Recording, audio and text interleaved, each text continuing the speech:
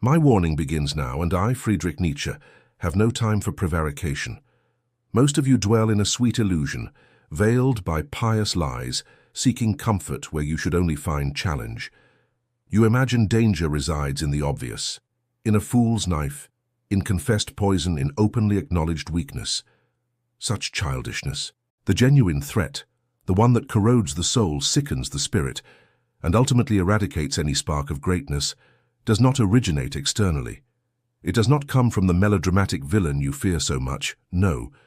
The deadliest venom is subtle, almost imperceptible, odorless. It nests within souls that refuse to confront their own misery, their cowardice, their incessant quest for shortcuts and excuses. And it manifests in certain individuals around you who drain your vital force, your capacity to evolve into something more. Some call them toxic people. I would scoff at such superficiality. Toxic. Everything is toxic if your spiritual digestion is weak. But there are parasites of the soul, vampires of the spirit, builders of invisible cages. There are those whose mere presence and good intentions, their hollow morality, their sickly love, their castrating compassion, prevent you from flourishing, from becoming what you truly are, a being beyond man. Indeed, there are 6 types of dying souls, broken spirits, false prophets who unknowingly represent an abyss for your own mind. If you dare to confront the truth, if you possess the courage to strip away your illusions, I will reveal these monsters. But be warned, after today you can no longer plead ignorance. Your life, your mind, your soul will be laid bare, and the agonizing, brutal choice will be yours, to remain in the herd or to dare to be solitary. Witness then as I unveil the rot hidden in plain sight. The first category, the most insidious, the most numerous, is that which disguises itself as normality, the man of the herd.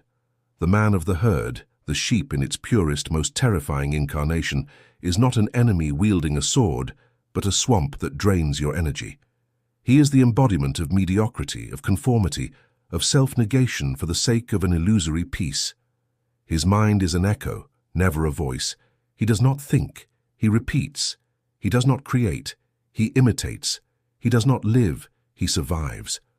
The vast majority of you live in perfect symbiosis with this creature, because deep down you are that creature. The man of the herd is dangerous, because his very existence is an invitation to weakness. He preaches security, stability, the absence of risks. He hides behind public opinion, tradition, common sense. For him, virtue resides in being unremarkable, in not disturbing the established order. He fears solitude as much as death, for his identity exists only within the mass, dissolved into indistinctness. An individual who dares to think for himself, who challenges his comfortable truths, terrifies him, and he then judges, condemns, excludes, not with fury, but with the murderous passivity of the herd that tramples and crushes the different in its path.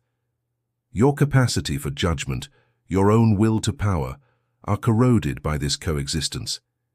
He drags you down with his dead weight. When you attempt to ascend, he whispers about humility, about not being pretentious, about what others will say. He constantly reminds you of the rules, the norms, decency. He weakens you with guilt for your own strength, paralyzes you with the fear of disapproval. The man of the herd has no enemies. He merely averts his gaze from mirrors that reflect his own weakness. He views individuality as a disease, originality as a perversion, greatness as arrogance, and he, with his look of veiled judgment, with his slave morality, will attempt to castrate you. He is the incubator of the sickness of resentment, that hidden poison of the weak against the strong, of the mediocre against the exceptional. He cannot be great, so he devalues greatness. He cannot create, so he criticizes creation. He cannot elevate himself, so he tries to drag others into his own mire. And he does so with a smile, under the false banner of equality, justice, compassion. Beware the compassion of the man of the herd, for it is your worst chain. It is not love, it is fear. Fear that you, by becoming stronger, will expose his own fragility. Fear that your freedom will reveal his enslavement. Life with the man of the herd is a life without horizon, without mountains to climb, without abysses to contemplate. It is a life of well-manicured lawns, low fences, and grazing cattle. Why would you, strong souls, allow yourselves to be confined to that pasture? Will you be content with tender grass when you could savor the wind at the mountain's summit? You must break free from him, from his seductive call to security, to anonymity. You must challenge his conformism, his sickly morality. The man of the herd is a well of mediocrity, and if you gaze long into that well, your own depth will begin to shrink. Only solitude, your own solitude, can protect you from the contamination of that diluted existence. Now breathe. I know the truth burns, but this is only the beginning. There is more. Abysses yet to be unveiled. Brace yourselves, for the next type is the very root of many false virtues that ensnare your minds, the prophet of slave morality. The man of the herd is the formless mass, and the prophet of slave morality is its most fervent priest. He not only lives mediocrity but deifies it. He is the architect of invisible chains, the sculptor of virtues that bind. His mouth overflows with words like humility, pity, sacrifice, equality, love for one's neighbor. These are the most perilous words ever coined, for behind them lurks the purest resentment. The most subtle vengeance against life, against strength, against nobility, is this one who, incapable of asserting his own will, of forging his own values, of achieving greatness, turns against all that is strong, beautiful, and vibrant. He inverts values. What is noble becomes evil. What is strong becomes arrogant. What is free becomes dangerous. In his twisted world, weakness is virtue, impotence is goodness, and cowardice is humility. He delights in misery, exalts suffering, and promises posthumous rewards for those who deny themselves in this life. Life for him is a burden, a trial, a valley of tears to be endured with resignation, while the true reward awaits in the afterlife. What an insult to existence! The prophet of slave morality is dangerous because he teaches you to despise yourselves, to hate your own strength, to hate your most vital instincts. He convinces you that your desires are sinful, that your ambition is vain, that your pride is a vice. He castrates you, induces guilt for being who you are, for wanting what you want, for desiring what is grand. And he does so in the name of an abstract good or a duty imposed by phantoms and empty ideals. He desires that you kneel, submit, diminish yourselves, so that he, in his own weakness, can feel superior. And he wields compassion as a weapon.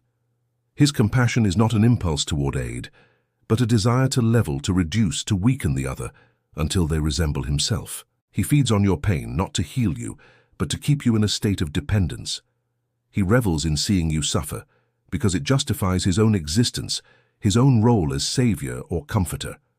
Compassion, in his hands, becomes a narcotic that anesthetizes the pain necessary for growth, for self-overcoming. He is the greatest enemy of the will to power, for he teaches resignation instead of struggle. The prophet of slave morality dwells in the past, clinging to dogmas and traditions. He fears the future, change, the new, because these threaten his value structure built upon the negation of life. He is a master of resentful memory, of accumulating old wounds, of brooding over past injustices. He does not forgive, does not forget. He only resents. And that resentment is the engine of his preaching, the source of his morality. If you allow his words to infiltrate your mind, you will begin to doubt your own validity, your own worth. You will begin to feel guilty for your joy, for your strength, for your health. You will find yourselves crawling in search of approval, of external validation, becoming just another sheep in the herd, another slave to that castrating morality. The only antidote to this poison is your own no. Say no to his false virtues, no to his debilitating compassion, no to his negation of life. Affirm your own will, your own creation of values. Create your own morality, one that celebrates life, strength, individuality. Do not be deceived by his robes of goodness. Beneath them lies the knife of spiritual castration. These are the ones who wish to drag your mind into the swamp of mediocrity and denial. But there are still those who, through their own inaction and absence of will, also pose a mortal danger, the denier of will. Yes, the prophet of slave morality is the priest of active denial, The denier of will is his most passive, yet no less dangerous disciple. He does not preach, he simply is. His existence is a monument to inaction, to existential cowardice, to the refusal to embrace the only truth that matters, the will to power. He is the passive nihilist, one who, confronted with the absurdity of existence, chooses flight instead of confrontation, stagnation instead of becoming. The denier of will is he who retreats before any challenge. He finds endless excuses not to act, not to believe, not to become. He hides behind phrases like, "There's nothing to be done. That's just how things are, well, life is hard." He embraces pessimism like a comfortable cloak. For if nothing matters, then there is no reason to fight, to risk, to overcome. His life is an endless cycle of lamentations and inaction. He is a black hole of energy, sucking any impulse of life around him. He is dangerous because he teaches resignation. The pervasive contagion of "it can't be done."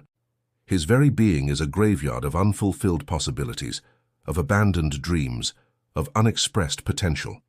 In his presence, you feel your own will wither. He doesn't attack directly, he merely wears you down, disheartens you, convinces you that all effort is futile. He drags you into his own apathy, his personal void. The denier of will fears the pain of growth, the risk of failure, the solitude of creation. He seeks the absence of conflict, the tranquility of non-existence. He would prefer to merge with the universe, to dissolve into the mass, rather than assert his singularity and bear the weight of his own freedom. His peace is the peace of the graveyard. His calm is the inertia of death. When you feel motivated, brimming with plans and energy, he appears with his skeptical gaze, his disheartened sigh, his tales of others' failures. He reminds you of every obstacle, every impossibility, every reason you should surrender. He doesn't wish you harm. He simply wants you to be as impotent as he, so his own weakness isn't so starkly evident. He cannot ascend, so he wishes for you to descend. He is a master of evasion. Evasion towards fleeting pleasure, towards constant distraction, towards the slumber of consciousness. He doesn't want to confront the abyss of his own existence, the burden of his own responsibility. He doesn't want to dance on the edge of chaos. He desires safe ground, even if it's a field of mud within your mind. Your will to live and create is constantly threatened by this figure. Proximity to the denier of will is like breathing rarefied air that chokes the inner fire, diminishing the flame of your own will to power. You must learn to identify this passive shadow and distance yourself from it. No counsel can aid him, no argument can convince him, for his refusal to live is a choice, a sickness of the soul he refuses to cure. Your only salvation is to affirm your own life, your own will, with a force that makes him tremble. You must dance where he refuses to tread, create where he refuses to dream, and hear the third face of the threat. But the truth, my dear friends, is more multifaceted than most of you are willing to bear. Let us continue, for the next are masters of distortion, of inversion, the resentful intellectual. The resentful intellectual. This is a particularly abhorrent type, for he does not attack with the brutality of force, but with the sharpened dagger of the word, of reason, of supposedly superior truth. He disguises himself in the mantle of erudition, of objective criticism, of profound analysis, but beneath that academic veneer boils the same venom of resentment we have seen in the preachers of slave morality. The difference is that his vengeance against life and strength is disguised as intellectual superiority. He is one who, incapable of creating anything of value, of forging a new truth with the hammer of his own will, dedicates himself to deconstructing, to demolishing, to finding flaws in everything that is grand, new, or original. His joy resides in unmasking, in exposing others' weaknesses, in reducing the sublime to the banal. He does not build, he destroys. He does not affirm, he negates. And he does so with the pose of one revealing the truth, when in reality he is only projecting his own impotence and envy. The resentful intellectual is dangerous because he corrodes your trust in your own intuition, in your own passion, in your own capacity to create values. He convinces you that everything is relative, that every grand idea is a sham, that every search for meaning is an illusion. He uses dialectics, rhetoric, cold logic to suffocate the fire of your soul. He teaches you to distrust everything, especially yourself, your own truths born of experience and instinct. He is the master of nihilism disguised as skepticism. He holds no strong beliefs, only doubts. But his doubts are not constructive. They are paralyzing. They do not open the way to new possibilities. They close all doors. He convinces you that the world is a meaningless place, that humanity is a pathetic creature, and that any aspiration to greatness is arrogant nonsense. He cannot bear the sight of a human being who dares to assert themselves, who dares to find meaning where he sees only absurdity. When you express a passion, a vision, a hope, he responds with irony, with sarcasm, with a "but what if" that deflates your energy. He will quote texts, theories, thinkers to prove you wrong, that your idea has already been refuted, that your vision is naive or childish. He does not seek dialogue. He seeks the intellectual annihilation of the other, so that he in his mediocrity can feel himself the sole bearer of truth. He feeds on your insecurity, your fear of being ridiculous or foolish.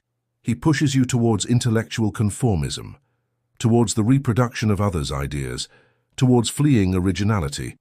He wants you to become a mere repeater, an echo of past voices, a library rat, instead of a lion that hunts its own ideas.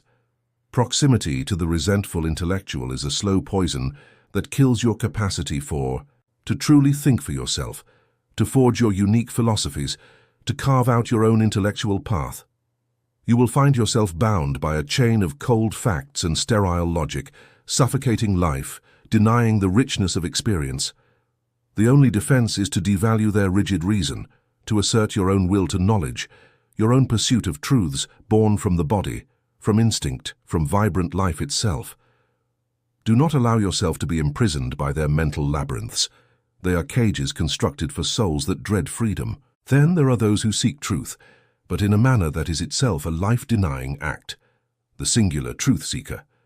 This individual is the spiritual sibling, perhaps a distant cousin, to the slave morality preacher and the resentful intellectual. They are not necessarily malevolent, but their desperate craving for security renders them a danger to any free spirit. The singular truth seeker cannot tolerate the ambiguity of existence, the fluidity of becoming, the multiplicity of perspectives. They yearn for an absolute certainty, an unshakable rock upon which to build their life and their morality. When they discover this supposed truth, be it a religion, a political ideology, a rigid philosophical system, or even a dogmatic science, they cling to it with the fervor of a drowning person. They are dangerous because once their truth is found, they close themselves off. Their mind becomes an impenetrable fortress against any new idea threatening their certainty. They no longer question, no longer explore, no longer doubt. They fear doubt more than death itself, for doubt is the ferment of life, the engine for the creation of new values. For them, the world must be simple, comprehensible, with definitive answers to all questions. Complexity terrifies them. Chaos annihilates them. The singular truth seeker attempts to impose their truth on everyone around them, not out of malice but from a naive underlying terror that if everyone shared their certainty, the world would be a better, safer place. They fail to grasp that for an elevated spirit, truth must be created, not merely discovered and worshipped. They are the enemy of perspective, of interpretation, of the joyful science that plays with truths and reshapes them. When you propose a new idea, when you voice a doubt about their certainties, they react defensively with anger, with a palpable fear. They will try to convert you, to save you from your blindness, to drag you into their cage of certainties. They cannot bear the idea that their truth might be a truth, their truth, and not the universal absolute truth. For them, multiplicity is a sign of weakness, of disorder. They feed on your need for belonging, your desire to find meaning in life. They promise a safe harbor in a stormy sea, an answer to the anguish of freedom. By accepting their truth, you trade your creative potency for the security of dogma. You become a slave to a system, a repeater of creeds, a denier of your own potential to reevaluate all values. Coexisting with the singular truth seeker is a path toward mental petrification, They will push you into a narrow, inflexible worldview that suffocates any impulse for life, for invention, for self-overcoming. They want you to stop searching, to stop questioning, to stop taking risks. They want you to become just another brick in the wall of their truth. The only defense against this figure is your own courage to live without absolute certainties, to embrace creative chaos, to dance with ambiguity, to forge your own truths at every step, aware that they are transient and perspectival. Your hammer must be ready to break the idols of their singular truth before they crush you. And finally, the last type, perhaps the most subtle and devastating in their capacity to drain your vital force, the weak sympathizer. This is the wolf in sheep's clothing, the parasite disguised as an angel. The weak sympathizer is not the preacher of slave morality who inverts values, nor the denier of will who refuses to live. They are the one who, with their excessive pity and compassion, siphons your strength, your autonomy, your capacity to overcome yourself. They are a life energy leech, masquerading as a friend, a lover, or a family member. They are dangerous because they convince you that you are a victim, that you are fragile, that you need their help. Their compassion is not a genuine gesture of love that impels you towards strength, but rather a way to keep you dependent, small, needy. They feed on your weakness, your pain, your suffering, for it is through these that they feel necessary, useful, good. They maintain you in a state of perpetual convalescence, preventing you from fully healing and becoming strong. The weak sympathizer harbors a visceral fear of your autonomy. If you become fully capable, fully master of yourself, they lose their role, their identity. Their life is defined by helping the weak, by caring for the needy. If there is no weakness to console, they do not know who they are. Thus, unconsciously, or sometimes quite consciously, they sabotage your efforts to grow strong, to overcome your own challenges. Friedrich Nietzsche, he relentlessly reminds you of your shortcomings, your limitations, your past hurts. He praises your sensitivity, your vulnerability, your humanity, all while stifling your will to power. The moment you show progress and overcoming, he might offer tepid praise, or worse, a sudden sadness or a new personal problem, diverting attention back to himself, to his own fragility. He is the master of indirect victimization, of emotional manipulation through his own perceived need. He feeds on your emotional energy, your capacity to give, to console. You consistently feel drained after interacting with him. You feel guilty for wanting to withdraw, for needing space, for not wanting to carry the burden of his incessant sorrows. He binds you with the invisible threads of guilt and duty. His goodness is a trap, the coexistence with the weak sympathizer. It is a slow bleeding of your vital force, your joy of life, your capacity to rise. He drags you down with the weight of his own weakness. He teaches you to live in twilight, to fear the full illumination of your own strength. The only salvation is to recognize that true compassion, the kind I admire, is that which strengthens, that which propels overcoming, that which does not delight in another's misery. You must sever ties with this sickly pity, to affirm your own strength, your own health, your own joy. Allow yourself to be strong, even if it means disappointing those who benefit from your weakness. That's it. The mask has been torn away. The 6 specters haunting your mind have been exposed.